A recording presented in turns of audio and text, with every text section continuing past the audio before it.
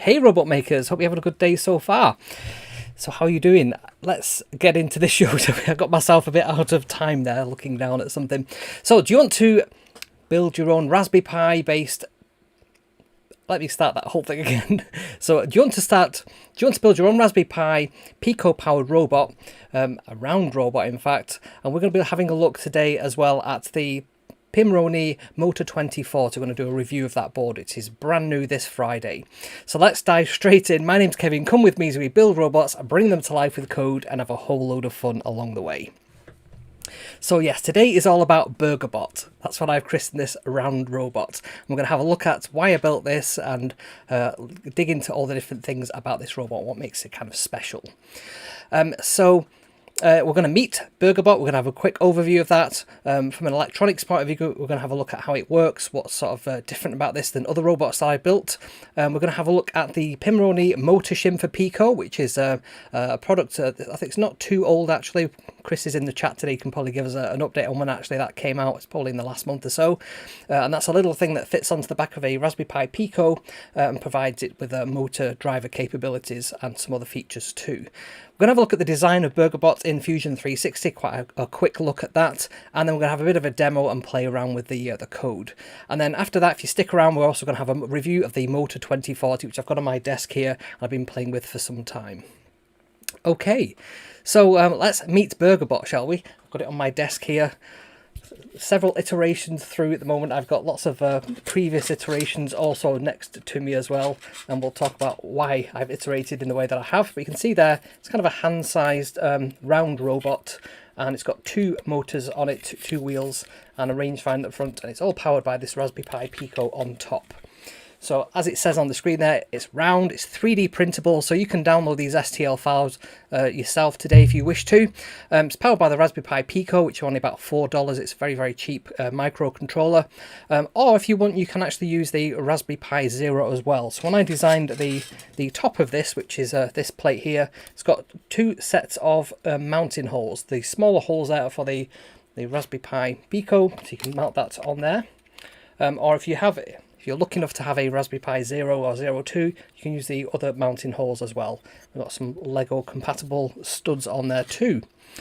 So this is it's a platform. BurgerBot is a platform, meaning we can build upon this, we can add extra enhancements, we can stack it up, we can build all extra kind of things into this. So this iteration that you see today is the very first iteration of it, meaning that it's pretty basic in features. It's dual motor, so it has two wheels on it. It's got the moon buggy wheels, which are really nice for sort of grip, and they fit into the Motor 20, the End 20 motors, which are included in this particular design. And it also has these little casters, the fixed casters underneath. So the idea here is that this can balance just on these two little things. It doesn't require any sort of third wheel or even four wheels.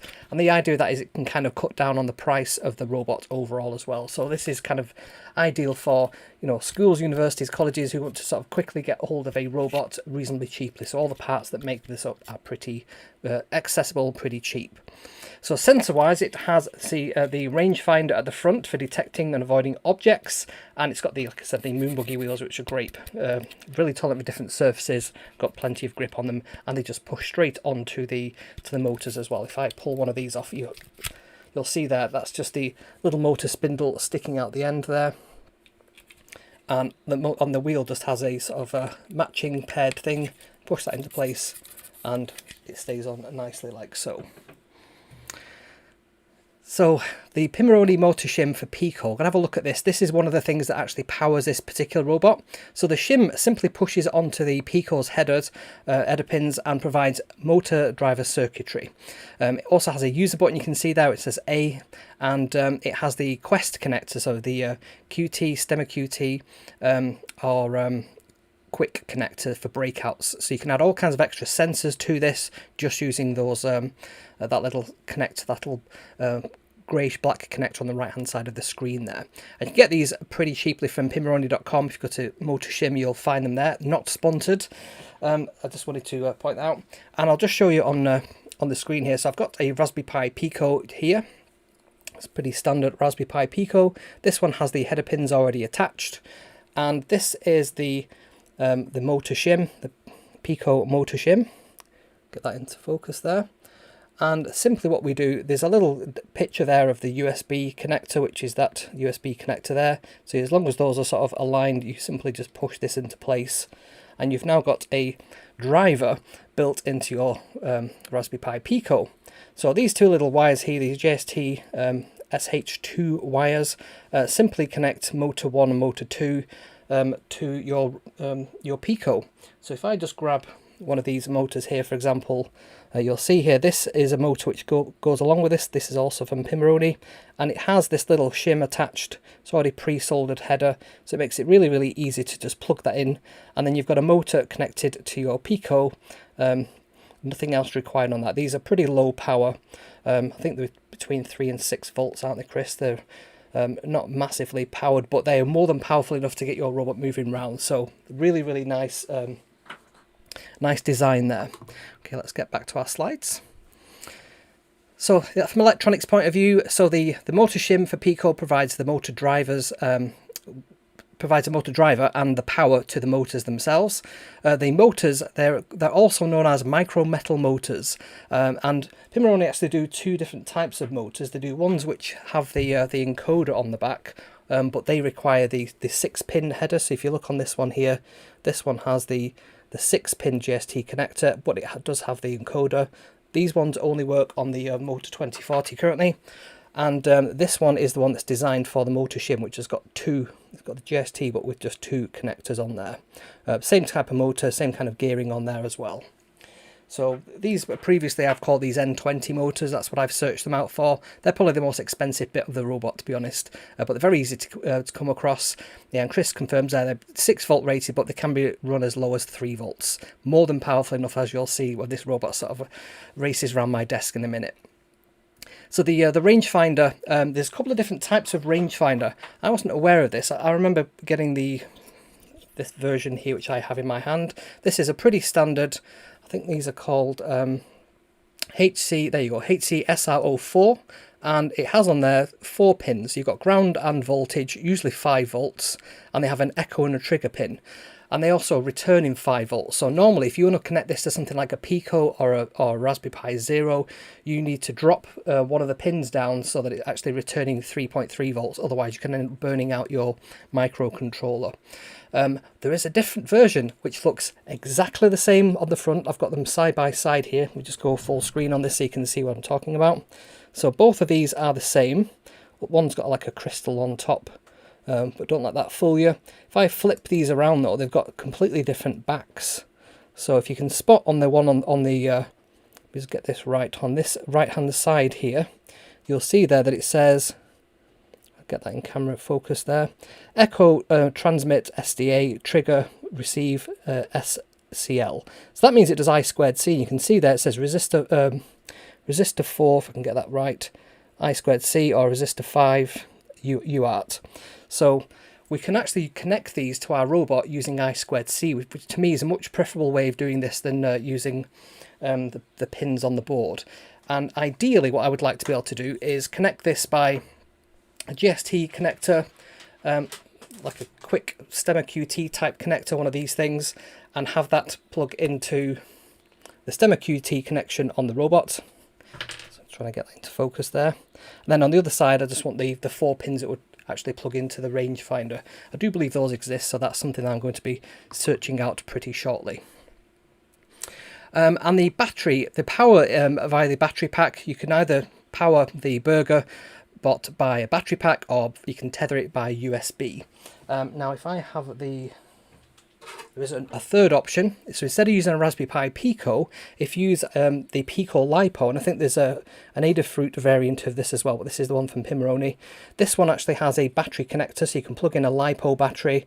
You've also got these stemmer QT things, so you can use this instead of the Pico, and that means that you can then power the robot by this and by battery and actually have it manage the charge and everything. The only thing about this is this particular one doesn't have mounting holes on it. So whereas the standard Pico, if I put them side by side there, you can see on the green one, which is the standard Pico, it's got mounting holes top and bottom. The Pico LiPo unfortunately, because there's so much stuff crammed in there, that doesn't have space to do that. So it's the only thing about that, but you could probably mount it in a different way, just using a slightly different connector or something.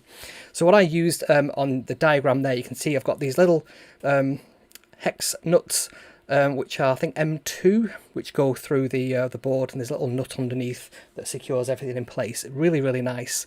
Makes it look really high quality. Locks everything in place. Now, one of the things I realised about this once I'd assembled it was this board just needs a slight modification to it to allow the cable that I plug into it.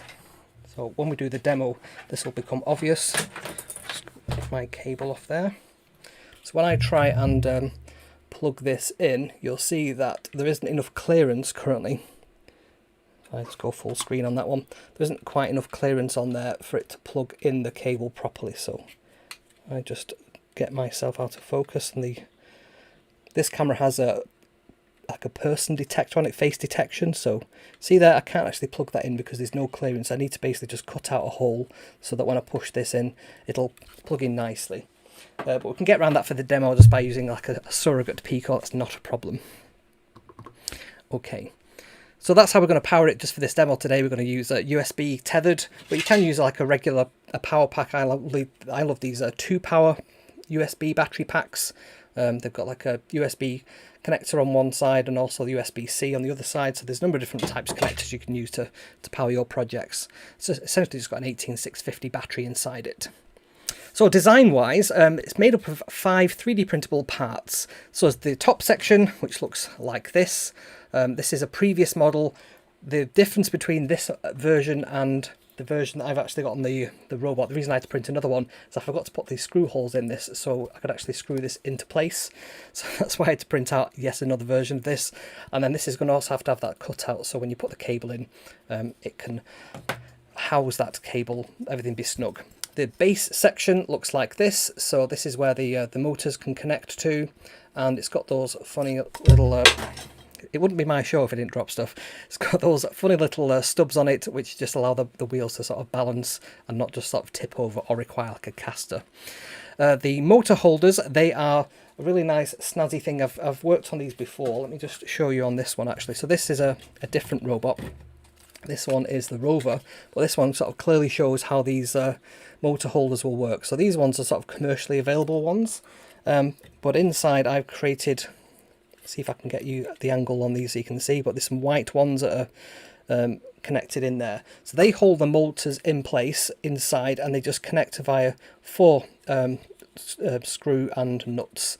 So there's like captive nut things. I'll try and show you this here on the actual robot itself, but it's easier to see in the Fusion 360. So if you look through that little gap there, for example, just there, you can see the nut goes through, and the bolt goes through, and the nut is sort of captured by the 3D design. So makes it really easy to sort of, makes these really, really strong, but also makes it really easy to sort of secure this and put everything in place where it needs to be.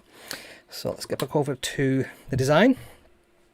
So then there is the rangefinder, which this was the very first version I did the rangefinder, and I basically just had some little plastic tabs that stuck out, and the idea would be that these would push into the top and the base like so. But what I found was, no matter how hard you try and squish that down, you always end up with like a little gap. That's just to do with the tolerances and stuff, and I wasn't really happy with that. It wasn't a very strong, sturdy design. It did mean you need less parts because you didn't need bolts, but in the end I decided I'd rather go with nuts and bolts and have it sort of really tightly fitting together. So you can see on there, that's much better than the other version, which was that. But the rangefinder holder essentially just holds the rangefinder in place.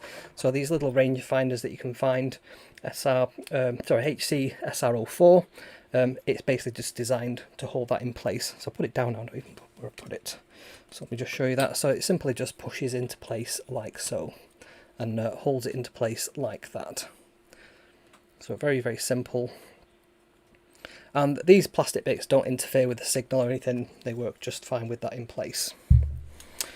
Okay, then we have the support, which is the back section. So there's 2 white sections on this. There's the rangefinder at the front, and at the back there's kind of like an opposing piece, and it's just to give it some structure really. We could have it without that, but then it would kind of flip up and down a little bit. So that's purely there just to sort of hold the back section into place. that's pretty much it. So that's how all the different design of the pieces fits together. So some of the insights into the design decisions. So I decided on these solid casters simply to bring the bill of materials cost down. So trying to find a really small caster and sourcing them and being able to sort of, buy them and recommend a particular manufacturer of them, I thought, why not try not having that and just having a solid piece of plastic? So over time, yes, it will sort of get scuffed and scratched, but it's pretty hard wearing. I was trying to, the very first design I did of this, I had them a bit too long. So where the wheel was in the middle, it was actually raising the wheel off the ground. So it was basically just like jacking them up. So I tried sort of sanding the material away, and it took a very long time to do that. So that might as well just 3D print another version of this that's got the correct height. So you can see there, that one has got the right height and it's ever so slightly tipped, meaning that it's got a bit of give there. But it's enough that when it's turning, it just keeps it upright and facing the right direction. So the motor shim, that for the Pico, means that, again, another cheaper bill of materials, so provides extra connectivity. You've got that extra user button and so on, but really, really simple design. Absolutely love that. No soldering required as well, so very simple, very safe for schools and education. The top section has mount points for the Raspberry Pi Pico or the Raspberry Pi Zero, like I've said, so there's these separate sets of mounting. And again, if you look on the version I've got on here, you can see I've got those nice little M2 nuts holding that in place, those little hex nuts in place there. The rangefinder are also very cheap, easy to source. You can find these absolutely everywhere. So if you can't find the ones that use I2C, you can just put two, like I think it's a 1K resistor and then another 1K resistor across that. It'll drop that 5 volts down to like 3.3. I think I did a tutorial on exactly how to do this, so search that out on the channel if you want to know how to do that. The moon buggy wheels, they're also really, really great, very easy to connect to the motors, as you've just seen, and very easy to source as well. If you look on online, you'll find these all over the place. If you want them sort of next day off Amazon, the price tends to be more. If you're quite happy to wait for them to come across from China, for example, they can be very, very cheap and affordable, so you'll be buying in bulk. And the micro metal motors, again, I've got absolute ton of these. I've used them in pretty much every robot that I've built. I do like these versions, though, that Pimoroni have created, which have got the connector soldered in place. Again, you can have another look at that. So it makes it very easy to connect this up. And they do two variants of this. They do one where the connector is sort of pointing straight up, and they do one where the connector is pointing out to the side, depending on what your use case is. And I've got the wires going straight up into the Pico shim on the top. That's why I've chosen the ones that go straight up rather than to the side. I could have chosen to put this inside within the burger if you like, but I decided not to. I'll just put it on top for now, just so I can access bits and pieces on it. So why did I build this robot in the first place? So I was actually asked on social media recently why I create toy bots rather than real robots. So I want to say here and now, every robot I create is real. It has a purpose, it's fit for purpose, and it's usually to illustrate some kind of robotics concept. And I'm kind of documenting my journey as I learn how to build robots with everyone, and therefore sometimes there'll be a specific thing. So for example, Rover was built to showcase mechanism wheels, to showcase these encoders, and also of course the Motor 2040. So everything else on this robot, such as the rangefinder, it's kind of a nice to have really. This one is more about the mechanism wheels and the encoders and the Motor 2040. And with the BurgerBot, it was kind of how cheaply can we make a robot, and how can we make one that's very quick to print, so the piece is very flat and easy to reproduce, and the bill of materials is low. So yeah, pretty much says it there. BurgerBot was designed to be a very simple 3D model that schools can make, low-cost bill of materials with commonly available parts. And the BurgerBot is a Pico first robot, so it's designed around the Raspberry Pi Pico as the sort of initial board that we wanted to use on this. Yes, I've allowed it to be used with a Raspberry Pi Zero as well, but I really wanted to sort of aim this at the Pico and the Pico Shim as well. You know, the motor shim for Pico, that's just perfect for this particular robot. So like I said, each robot highlights a particular concept in robotics and helps people new to the subject understand that concept without everything else being on there. So if I build a full humanoid robot to go and do the dishes or something like that, trying to explain how all these things work to people would be impossible because there is so much going on. So if we just start with really small easy to build robots, then we can learn the concept, we can print the thing out quickly, we can do all this in a really short time frame. And also, if you don't get things right, if you build small things, it's easier to correct them because you're not having to sort of reprint an entire arm or an entire leg or something, or a head. You know, if you're just having to redo another version that's got some holes in it, then it's just a couple of hours rather than days to reproduce that. So that's one of the reasons I create smaller robots, and I built my entire channel around small robots. So that's kind of my thing. So I wanted to sort of put that out there. That's one of the reasons I do this. So if you like what I do, please make sure you like this video. Drop me a comment as well, or if it's on Facebook or YouTube or Twitter. Let me know what you think about this if you want to build one of these as well. And if you're not already subscribed to the channel, please subscribe. It really helps the channel grow. And we've had some pretty spectacular growth over the past 2 years, so let's continue that on if we can. And I do go live every single Sunday at 7 o'clock British summertime, UK local time, I should say. So in winter, obviously, that'll change to GMT +0. So let's have a bit of a demo of the BurgerBot, shall we? So I'm just going to have to make some space on here so we can actually get at the BurgerBot. Let me just move things out of the way. And what I'm going to do is I'm just going to get this on the overhead. I'm just going to show you and talk you through what I'm going to do. So I want to give you a bit of a visual demo first of all. So I've got a cable here, and like I said, one of the problems I've got... Move my microphone over there. One of the problems I've got is I can't actually plug this in with this particular version. So what I'm going to do is I'm going to cheat by taking that... just bring it over here. This Pico that I've just got to the side, that's just red pen, by the way, that's not blood. I was just making a note to myself earlier, so just for the curious. So what I'm going to do is I'm going to plug this in. I'm going to plug in the Shim board just into this kind of a surrogate one, but they've both got the exact same code on it, so we can play around with this. Okay, so it shouldn't do anything immediately because we're not going to run any code just yet. And let me get over to Funny. So let me just bring that up and see if we can do the split screen. Right, so I just need to make my screen a little bit smaller on here. Oh, thank you for subscribing to the channel. I'll not attempt to say your name because I'm not very good at Chinese, if that indeed is Chinese. Okay, so just move that Explorer out of the way as well. So we've got the robot there. And what I've done is I've created a number of different bits of code. So I've created a class that represents the BurgerBot. So we talked about classes and going beyond basic MyPython last week. So this is kind of a proof of concept of this. And you can see some other things I've got in here as well. So I'm using the Pimoroni batteries included MicroPython. I'm using that because it has all the drivers and everything loaded for the motor shim. So makes it a lot easier to use. You can see that I'm importing motor from the motor library, which is part of the Pimoroni all batteries included MicroPython build. I'm also including from that library the Pico motor shim itself, and that gives us access to all the features of that board. I'm also including in there reverse direction, which is a Pimoroni library function as well. It just helps because we've got two wheels on here. And if you think about the direction of the motors that are in there, so if I just put these here, this one might be spinning that direction clockwise. This one will be spinning the opposite direction, but also clockwise because it's 180 degrees rotated. So we actually have to spin that motor the opposite direction if we want them both to go in the same direction, if that makes sense. If you've ever worked with robots, you'll know exactly what I'm talking about there. Okay, so next up is we're going to define this class called BurgerBot. We're going to define a little array which has... a list, if you like, which has Pico motor shim motor 1 and Pico motor shim motor 2. We only have the two motors, so it's nice and simple.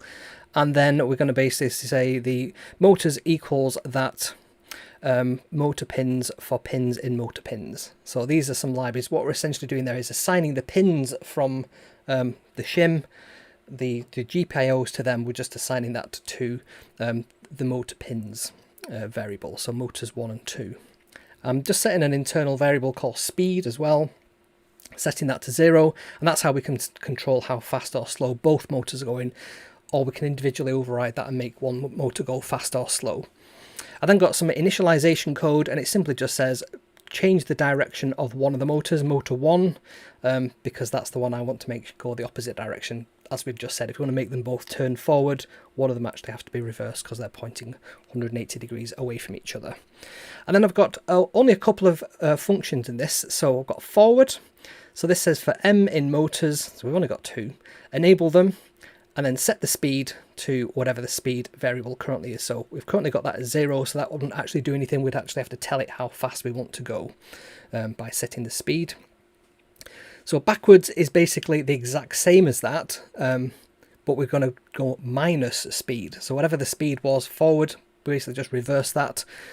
To make the robot turn left, we basically just say motor 0, motor 1, enable, and then set the speed to be forward on one and backwards on the other one. That makes it turn, and we can do the same on turning right. So half speed on one and speed on the other one. Now, because we've reversed the motor direction in our initialization thing, that code makes sense. We could leave that out and just have both motors turning the same direction to go left and right, and just reverse the speed. But this is the code I've decided to use. And then I've got one for stop, which is simply just disables both motors. So it just loops through both of those. And then we've got a property. So we looked at properties last week. This is a way of creating a function that behaves like a variable, and we basically just say get the speed, so whatever the current speed is, or set the speed, and we just got some little logic in there just to say check if it's -1 or 1, because I think we're dealing in 0 to 1 values for the speed. So that's what we've got there. Chris has also just confirmed that speed also enables the motors as well, so I can probably reduce those 2 lines of code and get rid of them, make it even more efficient. I've just got a bit of error handling. So that's all BurgerBot does currently. It's not a great deal of stuff in there, but it makes programming it very, very simple. So if I want to just move that down a little bit, what I'm going to do is I'm going to import time, so we can just do like a sleep function. I'm going to import BurgerBot and the BurgerBot class, and I've got sleep twice there. Clearly had sleep on my mind when I was writing that. And then I'm going to say Mac. Why would I call it Mac? So Mac is a BurgerBot. Max speed is 0.3, so about 30% speed. We're going to make it turn left for a second and then stop, turn right for a second and then stop. And that's all it's going to do.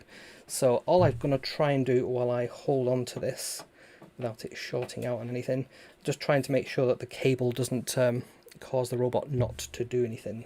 So it should spin on the spot if this works fine. So let me just get that centered there, and I'm just going to run the code and let's see what happens. So there we go, it's twiddled around. Let's just run that again, and let's just try it over there. There we go. So that's making it sort of move left and right. Just bother about those wires there. And let's try making it move backwards and forward. So let's just add to this. Let's just grab that section of code there, stick it down, and instead of doing that forward, let's make it go forward for 2 seconds and then stop. And let's just comment out the rest of our code like so. I just do that. That's all commented out. Right, so it should just go forward for 2 seconds. So let me just give it some space to do that. And let's just make sure everything's nicely free running there. I think it's pulling slightly to one side, so I'm just going to hold this up and see if that makes it any better. It seems to be pulling slightly on that side, that motor, so I'm just going to make sure we're all good there. And let's run this again. There we go, that's better. Let's wind that all the way back, and then let's let it go again. So run. It's slightly pulling just because I've got this cable and it's really heavy cable. I could write the code, save it as main.py, and then just plug a battery in and it'll do its own thing. That's one way we could get around that cable. So you can see that that's very, very simple to do. The demo one was essentially just the, I think this is the Pimoroni example code from their MicroPython examples folder for the Pico Shim. And it does a number of different things on there. So it'll make the motors go forwards, full positive as it says there, it stops it, full negative, so backwards and forwards, coast, and sort of slows it down, and then there's sort of various different speeding up and slowing down. So if I hold this up rather than letting it shoot off the desk and I run this, You can just watch the motors as it runs around. So that's full speed, because remember we only had it running at 30% a second ago. And it's pretty quick, that. I will run it at 100% speed and you can see. So I don't know if you can hear that. It's sort of speeding up and slowing down. And that wire there isn't actually catching if you look. Just in case you were curious about that. So I quite like that stepped. There's a sweeping one and a stepped one, so it kind of smoothly does it all, goes up in sort of steps. And it'll keep repeating that for a number of times. I think it's the number of times that we've got set in the steps. So it'll run through that. There we go, it's finished. So just to give you an idea of how fast that actually is at full speed, let's go back to our demo 2 and change that speed to 1. Oops, 1. And then let's run this and see what happens. I'm going to hold on to the cable again. So it absolutely belts it. But let's just see how fast that was again, shall we? This is really fast food.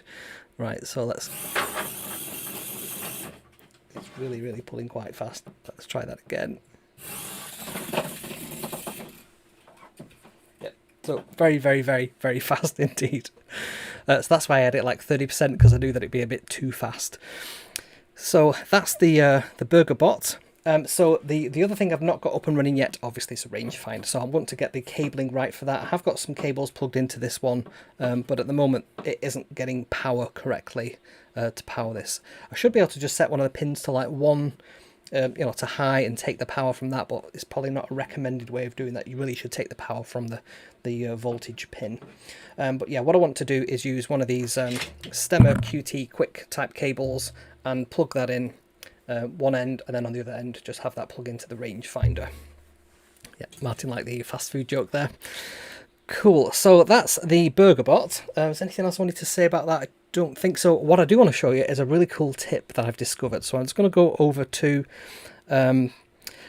GitHub. So let me go over to there. So this is the BurgerBot code on GitHub. And so if you go to Kevin McAleer /BurgerBot, you can get access to the code there. And I'm updating this at the moment, so it'll have a few more bits and pieces. There's also the STL files if you want to grab a copy of them. You can download them there. Now, if you have an account on GitHub, so I'm signed into my account here. I do pay the premium to have like the pro account, but I think this works even if you've just got a regular account. You just have to be signed in for this to work. So if I'm in here, I just simply press full stop. It loads up the full Visual Studio suite in the browser. This blew my mind. I didn't know you could do this inside a browser. I thought you had to have this installed somewhere. So this means you can use Visual Studio on like a Chromebook, on a Raspberry Pi, without even having it installed. You can just access the code. And you've got, wait for that to... I've got a little window that you can't see just in the way there. If I click on that little explorer thing there, I can look through the code. I can see everything that's in there. I can comment stuff out, save it.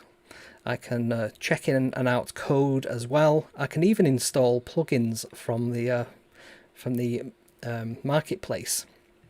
So this is absolutely amazing that you can do this. And you can, you know, if we go to like the README file and have that open there, I can go over there and look at the rendered version of the markdown code, so it can do all that kind of cool stuff. It's like this is cool, and then if I do the hash thing, it makes it sort of a heading 1. If I do 2 of them, it makes it heading 2 and heading 3, or I can do 3 dashes to make it underscore horizontal line, all that kind of good stuff. Do dash to make it bullet point, and so on. So all that kind of cool stuff you can do in Markdown, and you can see it rendered in your browser in real time over there, and you're working within GitHub itself. So really, really cool. I'm blown away that I saw a tip on social media about how to do that. So simply just from the page there, you just press full stop, and it launches the web editor. So nice little tip there if you didn't know that exists. I was really blown away with that. Right, so that's BurgerBot. Let's get on to the other half of the show, which is about the Motor 2040. So we actually have the inventor of this on the show at the moment as well. So Chris is in the chat as well. So if you have any questions, and if I slate this too badly, I'm sure Chris will be really upset. So I'm not going to do that either. So the Raspberry Pi sorry, let me start again. The Pimoroni Motor 2040 is a product from Pimoroni. They brought this out on Friday afternoon, so just a day or so ago. And this is an amazing board for robotics. This is kind of one of the boards I was waiting for a long time to sort of appear. So this is what it looks like back and front. There's quite a lot going on there. If you look on the sort of right hand side there, you can see the ABC. They're the main 4 channels for our motors. We've got a USB-C connector on the left hand side. We've got that boot button and user button. You can repurpose that to be a button that you can press and you can detect if it's been pressed or not. We've got the reset button at the top there. Right in the middle we have the RP2040 chip from Raspberry Pi. And we've also got on the right hand side here this external power. So this plus and minus, you can put your own little header in there and then have like another connector to bring in some power from like a battery. We've also got these header pins here. And they conveniently, the 4 of them are aligned so they can plug in a rangefinder. So they're the exact right configuration for our I2C or UART rangefinder. So you can plug them straight into there, which is great. And we've also got another couple of things here, S1 and S2. So Chris, are they for servos or are they just for something else? Because if they're for servos, I can take off one of my cons in a second from the other sheet. We've also got the breakout garden, so BG stands for breakout garden, and that is the where's my little cable gone that I was just manipulating a second ago. So the breakout garden, I've got a converter on the cable here. That's the regular kind of breakout garden. That's the exact same configuration as you can see on there. And I've actually got a breakout garden. I've got the LED matrix just off screen here, 5x5, and you can see there that's got the breakout garden connector. So we could very easily put a header pin on that, plug in some cables and start using some of our breakout gardens. And we've got some analogs as well, and we have some pads that we can solder things across. So if we want to bridge for no current limiting, you live dangerously, you can do that. You can just basically put a solder blob on each of them and that will break away the limit. So you've also got here, if you want to cut the LEDs, so on A, B, C and D, you can see there's 2 LEDs for showing you which direction your motor is actually turning in. These are really helpful when you're trying to debug code and trying to figure out what's going on. You can literally see what's going on there. So if you want to actually disable them, you basically just cut that little bridge there and that won't stop them from working. And there's also an external power to VSys. You can cut that if you want to cut the external power. If you want to cut the USB 5 volts, which is coming in that side there, you can also just cut that bridge there and it'll disable that power from coming in. So you could do that if you want to use slightly more voltage than you get, but it's to prevent it from sort of back powering the computer and damaging anything. So yes, servos like on the Servo 2040, awesome. Right, so I can actually scrub off one of the cons on the next slide or two, because that was something I was hoping that would be on there. So it's a really compact 4-channel motor and encoder controller, and we'll get onto the encoder bit in a minute because that's what makes this really, really awesome. Powered by the RP2040 that we've said already. It's got an RGB NeoPixel, so we can display indicators of all kinds of status. You know, could indicate over voltages. We could indicate that code's finished running a particular loop, or it's ready to receive a command. All those kind of things. It's just between the B and C on the board. So I just put my finger over it there. That's where the NeoPixel is, just there. It has a standalone motor. It is a standalone motor controller for driving motors with encoders attached. So this robot that I've got here, that I've been holding up, the rover, this has the encoders on each of the motors, and that's a really important thing because it means we can detect what the wheel is doing rather than just what we think the code is telling the motor to actually do. So if we're saying turn at a particular speed and then we read the encoders, we can see do we need to put provide more power or spin it for a little bit longer until it gets to that particular value, particularly if something's going uphill, or if it's not a robot and it's something else. You can detect precisely where that is by looking at the counters the data that you get from the encoder. So this is one of the things that makes this board absolutely perfect. So the encoders can provide feedback to the controller, enabling precise control over position and velocity, perfect for 4-wheel drive robots like this rover that we have here, and if you add these mechanism wheels, which I absolutely love, you can make this thing go sideways. We'll have a play with that in a second. The RP2040 chip's built straight into the motor 2040, so you don't need any extra microcontroller. So it's not like the Smars robot where you need like an Arduino and then you need like a shield on top of that to provide all the motor driver functionality. Forget all that. It's a single board, nice and simple. That's all we need. So I built this robot for this particular motor driver board, and we can actually power this just by putting a battery on top. I do have some Velcro straps as well, just here, so I can strap the battery sort of in place just around the robot, but I'll not do that just for purposes of showing you how this thing works. So yes, built straight into the board, so it's really nice and tidy and lightweight. Weight's always something we want to consider there. So these these micro metal motor encoders, these are basically what we've just looked at for the BurgerBot, but let me just show you the difference of these. So whereas on the Shim we had simply two wires, like a plus and minus wire, let me show you that there, that's just got two pins in it. These ones, which are for the motor 2040, they've got 6 pins.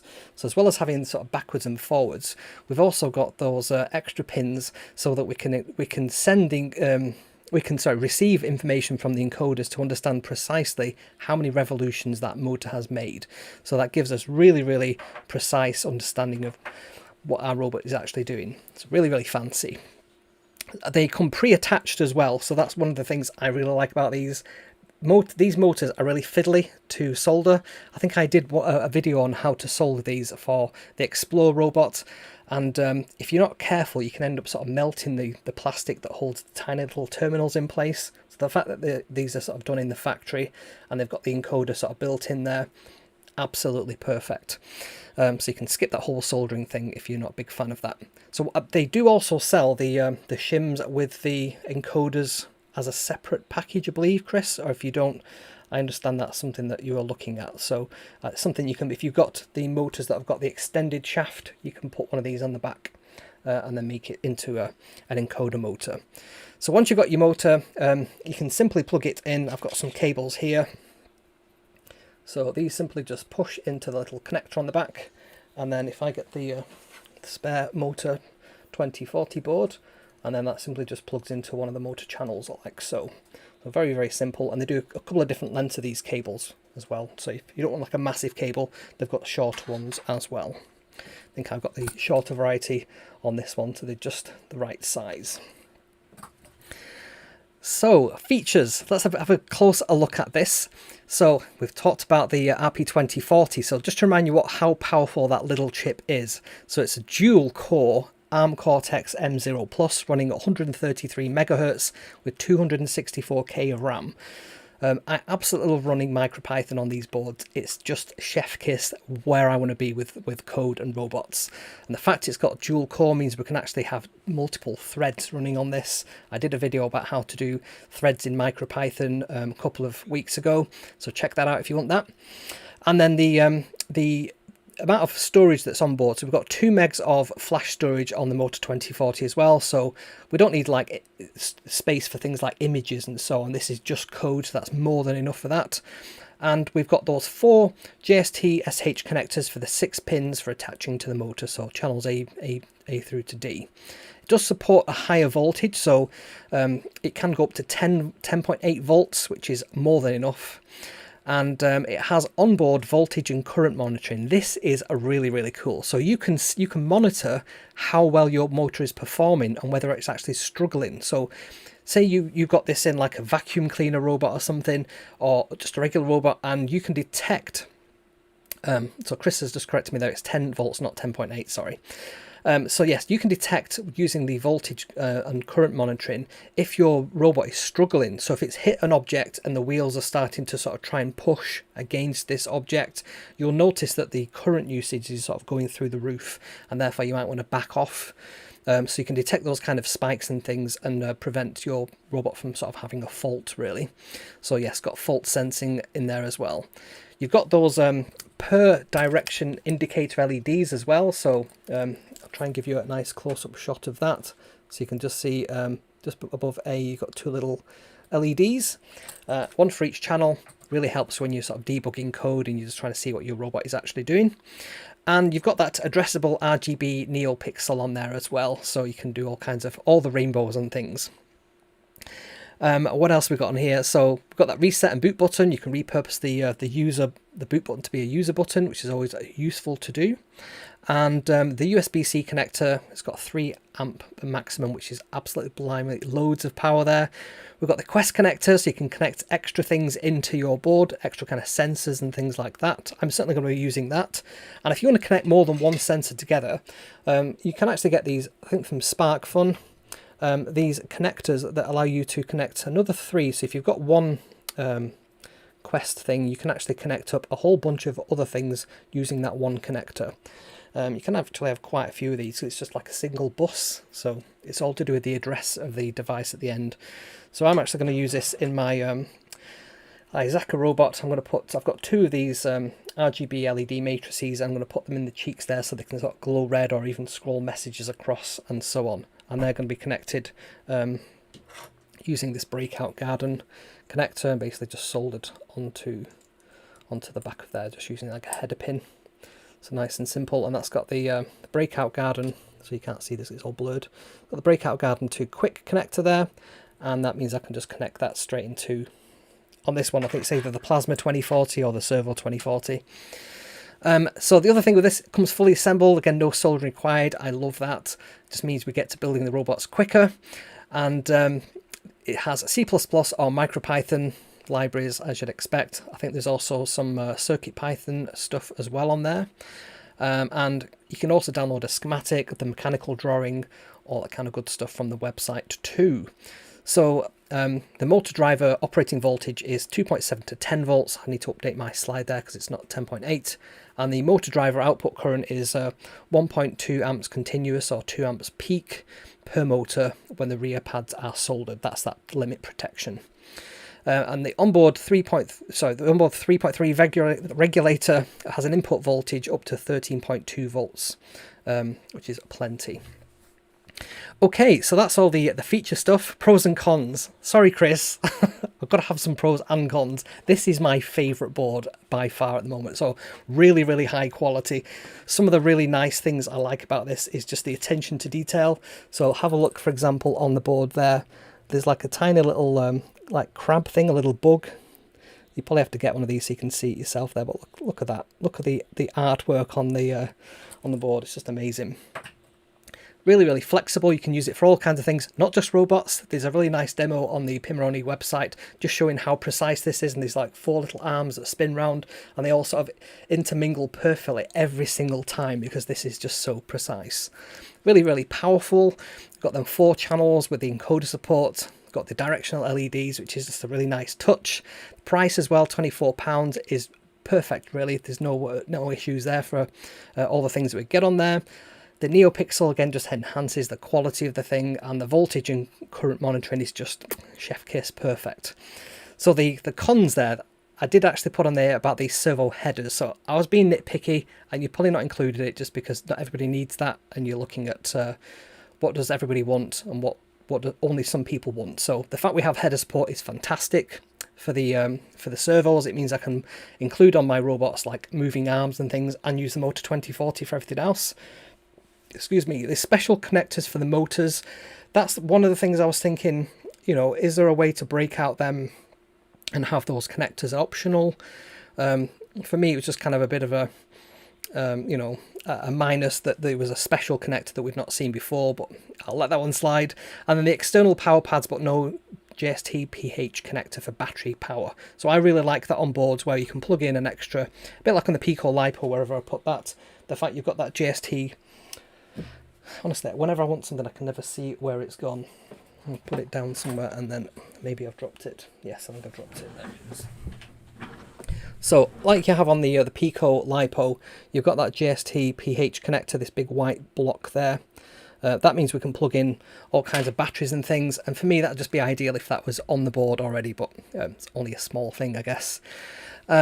And I would absolutely recommend you go out and buy this board right now. It's definitely my favourite board. I'm going to be building a lot more robots around this board too. So So Adam says sensors, not servos. Oh, is that what Chris is saying there? So yes, I want to make sure that this has servo capability, so that it can detect, so that it can move motors around, the servo motors, not just DC motors. That's kind of what I'm getting at there. So if you want to join me on Discord, you can do. You can hop over to action.smarsfan.com/join-discord, and you can join in our Discord server and talk about more robots with some special people on there, some of my favourite people. Okay, let's have a bit of a demo of the Motor 2040. So I'm just going to put it on there for a second while I grab the code. So again, I'm just going to go over to Thonny. Just going to make sure I'm in the right code area here, which is Motor 20. Well, in fact, do I need to even load the code up? I think I can just get away with plugging this in. So if I just get this on the overhead. I've got loads of things on the desk at the moment. I've been working on these stands for the for these little displays. I've got this little temperature sensor thing working here on a display pack for a Pico, and what I had to do on that one is just print out a little, have a little hole in it so I can actually hit the reset button, because all these ones I would have to actually disconnect it that haven't got it. So I've actually got a ton of these as I've been working on it. So I'm just going to move all these out of the way. And let's get this robot on the go. So let me just have a think. Which way do I want it to go? Like that? Or like that? Maybe like that. Right, so I've got this battery. Move the microphone there. So I've got this battery, I'm going to plug it in, and as soon as I plug it in, it's going to start running the code that's loaded on here. So I just want to try and get this thing ready to go without falling over. So I'm just going to put the Velcro strap on. So let me just stick that through there. Does it need to be that way around? I think it does.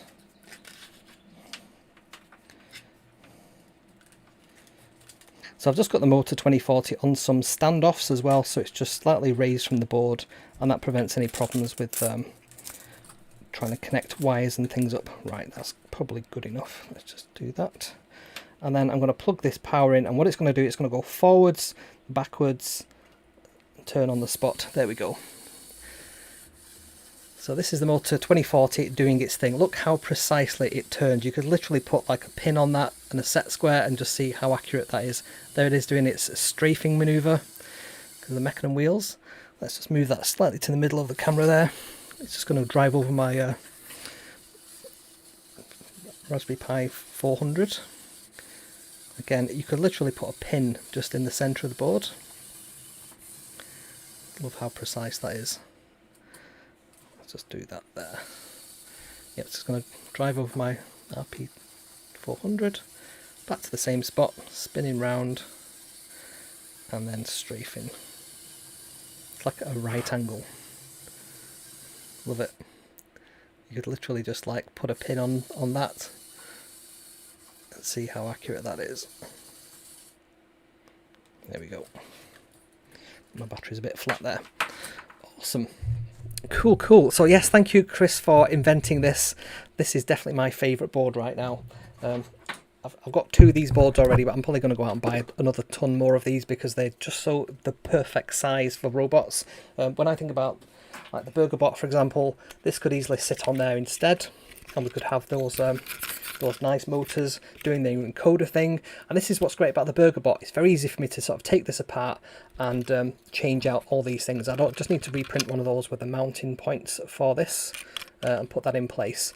Maybe have a bit of space for the connector this time, or maybe raise it up using some what are they called? So yeah, if you look on this robot here, you can just see I've got these little risers. The what do we call those? Spacers. They've got a name, haven't they? But yes, I've raised it above there so that anything like plugging in cables and things just isn't a problem. Let's just take off this Velcro on the battery. And you can just see what I'm talking about there. So you can see on there, we've got those little spacers. And the standoffs, that's the word I was looking for. Standoffs. So it just makes it really easy to connect everything up. You can see the encoders just underneath there. And we've done quite a few different videos on this for the Pimoroni channel, so if you actually check out the introduction video there, I think I dive deep into how these things, how they're sort of working, and some of the demos, like we can turn the wheels and see the actual encoder counts go up and down. You can spin it one direction, it'll keep going up, and you turn it the other direction, it'll keep going down.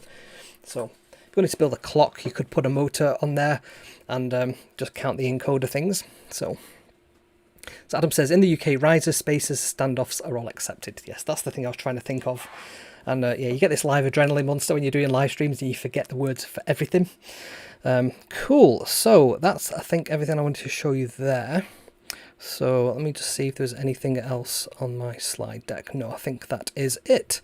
Great. So this is the point in the video where if you're watching this on replay, you're going to miss out all the chat and all the sort of Q&A that we do on a live stream, because I usually cut the video at this point. So for those people watching on replay, thank you for watching. I shall see you next time.